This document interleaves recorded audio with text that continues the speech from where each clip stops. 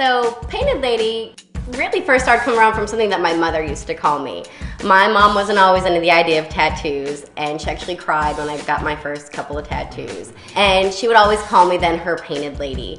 And so that was kind of always in the back of my head. And then when we started the magazine, we kind of also brought in the fact that Painted Ladies were kind of always walkers of the night. And in our world today, alternative women aren't quite as accepted as, you know, your regular mainstream Abercrombie girl. So hence came Painted Lady magazine. We really started off right with Painted Lady magazine. I was working for tattoo magazines beforehand, and once the editor for the magazine that I was working for kind of went under, a bunch of girls came to me and said, we want to try something new. We want to do something for girls within our industry, because there wasn't anything for women in the tattoo industry yet.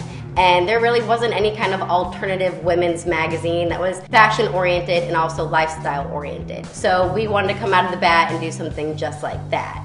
Now, when you go to conventions and you see us, we're not just a magazine booth, we are the party booth. We are the booth that brings everybody together at the convention. We're the people that make sure you're having a good time. We kind of really took on this role because when we went around conventions, we saw if you weren't getting tattooed, there wasn't a whole lot for you. And there was a lot of girlfriends or wives of tattoo artists that had absolutely nothing to do. And to be honest, I think sometimes they were definitely scared of maybe what their hubbies were doing at the tattoo convention. So we started collecting all of these women.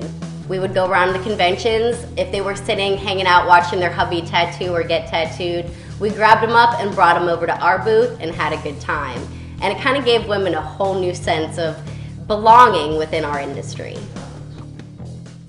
This past fall, we did the Jacksonville Tattoo Convention. It's one of the biggest conventions that we do because it was my first ever convention, and we're really tied along with the promoter of the show. His name is Bert Simmons. So he kind of lets us do whatever we want. Hence how we ended up having strippers and pretty much an open bar run out of our booth. You made it! Not everybody gets strippers in their booth at tattoo conventions. We do. I had met Bert when I was working for Prick magazine, and he got me to enter his pinup girl contest, and I had won that year, and I had lost my shoe and everything. I was slightly a train wreck, but I was hilarious, and I was fun, and I was personable, and really that's what the crowd wanted. And before this contest really within our industry, the pinup contests at conventions were really what you look like, and that was it. And then when I won that convention, we started the magazine shortly after, and we decided to make it our thing to do the cover girl contest at conventions. So now it was no longer a pinup girl contest. It wasn't based just on what you look like. We wanted to see personalities. So we really started kind of taking over all the girl contests within the conventions. We took it from pretty faces to pretty everything.